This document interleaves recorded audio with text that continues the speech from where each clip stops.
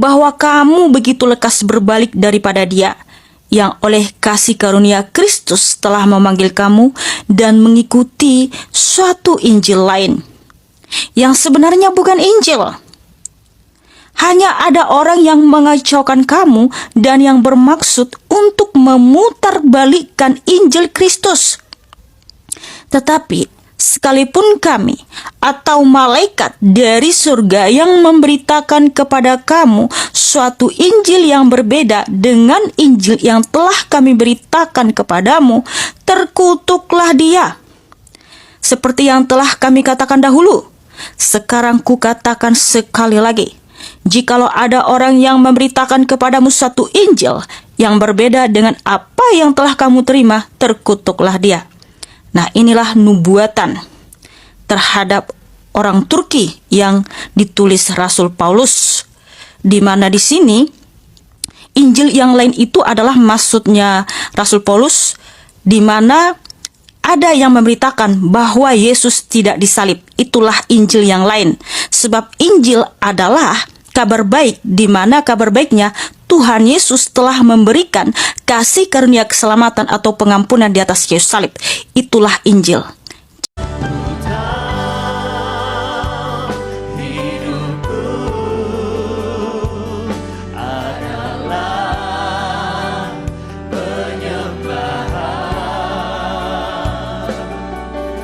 Saudara-saudara, kalian tahu tidak bahwa ternyata daerah-daerah di Turki itu seringkali ditulis atau disebut di dalam Alkitab, seperti Galatia, Kapadokia, Pontus, Asia Kecil, Bitinia, Tarsus, Antioquia, Efesus, Kolose, Kilikia, Smyrna, Sardis, Laodikia, dan daerah-daerah yang lain yang ada di negara Turki. Karena kalian tahu bahwa Turki itu pernah menjadi pusat kekristenan. Bahkan rasul-rasul atau murid-murid Tuhan Yesus Kristus disebut Kristen pertama sekali adalah di Antioquia, di mana Antioquia itu adalah negara Turki. Di Kisah Para Rasul 11 ayat 26 tertulis, mereka tinggal bersama-sama dengan jemaat itu 1 tahun lamanya, sambil mengajar banyak orang. Di Antioquia lah murid-murid itu untuk pertama kalinya disebut Kristen. Kristen artinya pengikut Tuhan Yesus Kristus. Kristen berasal dari bahasa Yunani Kristianos, berasal dari kata Kristos, di mana Rasul Petrus menyebutkan bahwa kita harus bangga disebut Kristen karena ada nama Allah kita di dalam Kristen itu, yaitu Kristus. Sebab Kristen memang berasal dari kata Kristos. Jadi, negara Turki sudah sering disebut di dalam Alkitab. Bahkan, Tuhan Yesus memberikan nubuatan kepada rasulnya seperti apa keadaan Turki di masa yang mendatang. Memang para rasul itu mereka memberitakan Injil ke negara Turki, sehingga di sanalah pusat kekristenan dan lahirnya gereja mula-mula. Bahkan Rasul Paulus menulis surat kepada jemaat di Galatia, Efesus, dan Kolose. Nah, daerah-daerah ini adalah negara Turki. Dan juga Rasul Paulus sudah menubuatkan seperti apa itu jemaat di Turki atau keadaan di Turki itu. Memang Turki pernah menjadi pusat kekristenan, bahkan lahirnya gereja mula-mula dan rasul-rasul disebut Kristen pertama sekali di Turki. Tetapi pada abad ke-12, wilayah Konstantinopel kemudian dikuasai oleh Kesultanan Utsmaniyah, yang pada saat itu penaklukannya dipimpin oleh Muhammad Al-Fatih. Dan menurut sejarah, pada masa raja inilah masa keemasan kerajaan Turki Ottoman karena ditopang oleh rasa keagamaan Islam yang kental. Dan setelah jatuhnya ibu kota Kekaisaran Bizantium, yaitu Konstantinopel, ke tangan Kesultanan Ottoman pada tahun 1453, menambah tekanan pada orang Kristen, sehingga membuat kekristenan secara pelan-pelan kehilangan pengaruh di Turki. Nah, tapi kalian tahu nggak saudara-saudara, bahwa ternyata Turki itu memiliki catatan sejarah yang terbilang sangat panjang mengenai gempa bumi. Gempa bumi seringkali terjadi di negara Turki. Pernah juga terjadi gempa bumi yang dahsyat pada tahun 1509, yaitu gempa bumi Konstantinopel. Gempa bumi terjadi di Laut Marmara, yaitu pada tanggal 10 September 1909, sekitar pukul 10 malam. Gempa tersebut diperkirakan 7,2 skala magnitudo arus permukaan. Sebuah tsunami dan 40 hari gempa susulan terjadi setelah gempa tersebut. Lebih dari 100 rumah hancur, 109 masjid hancur, dan korban jiwa diperkirakan 10.000 orang. Gempa tersebut terjadi di wilayah Kesultanan Utsmaniyah.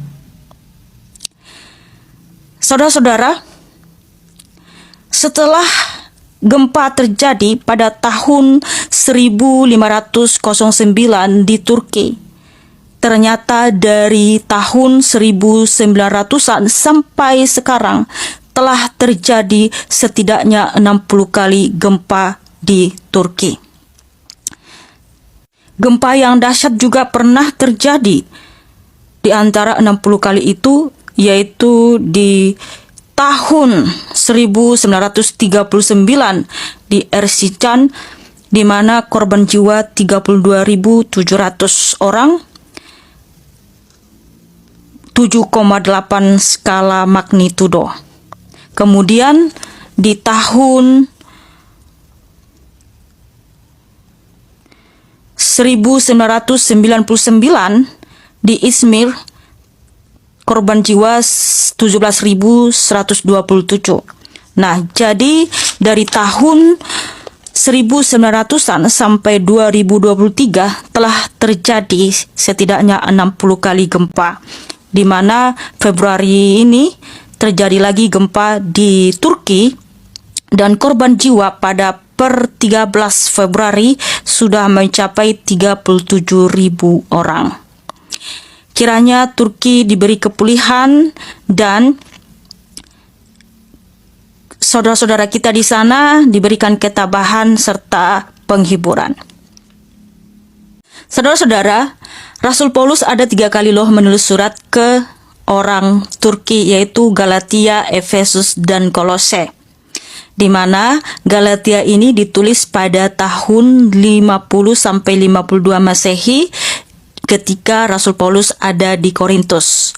Surat ini sangat penting dikirimkan kepada orang Turki, yaitu Galatia, di mana ada pengajaran yang begitu indah, mulia, dan agung, serta juga ada nubuatan. Nah, seperti apa nubuatan terhadap orang Galatia, yang termasuk Galatia ini adalah daerah Turki? Ada tertulis di Galatia 1 ayat 6-9. Aku heran bahwa kamu begitu lekas berbalik daripada Dia, yang oleh kasih karunia Kristus telah memanggil kamu dan mengikuti suatu Injil lain, yang sebenarnya bukan Injil. Hanya ada orang yang mengacaukan kamu dan yang bermaksud untuk memutarbalikkan Injil Kristus. Tetapi sekalipun kami atau malaikat dari surga yang memberitakan kepada kamu suatu Injil yang berbeda dengan Injil yang telah kami beritakan kepadamu, terkutuklah dia. Seperti yang telah kami katakan dahulu, sekarang kukatakan sekali lagi, jikalau ada orang yang memberitakan kepadamu suatu Injil yang berbeda dengan apa yang telah kamu terima, terkutuklah dia. Nah, inilah nubuatan terhadap orang Turki yang ditulis Rasul Paulus, di mana di sini Injil yang lain itu adalah maksudnya Rasul Paulus, di mana ada yang memberitakan bahwa Yesus tidak disalib. Itulah Injil yang lain. Sebab Injil adalah kabar baik, di mana kabar baiknya Tuhan Yesus telah memberikan kasih karunia keselamatan atau pengampunan di atas kayu salib. Itulah Injil. Jadi, Injil adalah Tuhan Yesus telah memberikan kasih karunia keselamatan atau pengampunan di atas kayu salib. Itulah Injil. Dan Rasul Paulus telah menubuatkan ini kepada orang-orang di Galatia atau disebut negara Turki. Nah, di antara tulisan kepada Galatia ini banyak juga saudaraku pengajaran-pengajaran yang begitu luar biasa seperti di Galatia 5 ayat 22 sampai 23, tetapi ada juga teguran supaya jangan melakukan perbuatan daging seperti di Galatia 5 ayat 19 sampai 21. Nah, yang paling menarik bagi saya adalah Rasul Paulus itu lahir di Tarsus, Kilikia, yaitu di Turki. Jadi tanda kelahiran Rasul Paulus adalah Turki. Wow, luar biasa. Nah, Rasul Paulus menuliskan juga surat kepada Efesus dan Kolose, di mana Efesus ini ditulis di Roma pada tahun 60 sampai 61 Masehi. Kemudian Rasul Paulus juga menuliskan surat kepada Kolose. Ya, Kolose ini adalah daerah Turki ya, ditulis pada tahun 60 sampai 61 Masehi di Roma. Ada nubuatan kepada jemaat di Kolose ini ya, supaya berhati-hati, yaitu yang tertulis di Kolose 2 ayat 8 sampai 12. Hati-hatilah supaya jangan ada yang menawan kamu dengan filsafatnya yang kosong dan palsu, menurut ajaran turun-temurun dan roh-roh dunia, tetapi tidak menurut Kristus. Sebab dalam Yesuslah berdiam secara jasmaniah seluruh kepenuhan kealahan. Dan kamu telah dipenuhi di dalam Dia. Dialah kepala semua pemerintah dan penguasa. Dan di dalam Yesus kamu telah disunat, bukan dengan sunat yang dilakukan oleh manusia, tetapi dengan sunat Kristus yang berdiri dari penanggalan akan tubuh yang berdosa. Di Kolose 3 ayat 5 sampai 6, karena itu matikanlah dalam dirimu segala sesuatu yang duniawi, yaitu percabulan, kenajisan, hawa nafsu, nafsu ya jahat, dan keserakahan, yang sama dengan penyembahan berhala. Semua itu mendatangkan murka Elohim atas orang-orang durhaka. Jadi ini adalah teguran kepada orang Kolose, supaya bertobat dan jangan melakukan perbuatan-perbuatan daging serta yang melakukan penyembahan berhala, sebab penyembahan berhala itu mendatangkan murka Elohim. Rasul Paulus lahir di Tarsus 3 Masehi, namun beliau meninggal pada tahun 67 Masehi di Roma. Rasul Paulus adalah rasul yang sangat hebat dan luar biasa, di mana dia dipilih Tuhan Yesus Kristus secara langsung sebagai rasul pilihan untuk memberitakan Injil ke berbagai negara. Rasul Paulus meninggal dipenggal di Roma pada masa pemerintahan Nero. Ya, Nero ini memang kejam sekali. Dia ingin melenyapkan nama Yesus, biarlah nama dia yang berkibar, tapi nyatanya sekarang nama Tuhan Yesus tetap berkibar. Haleluya.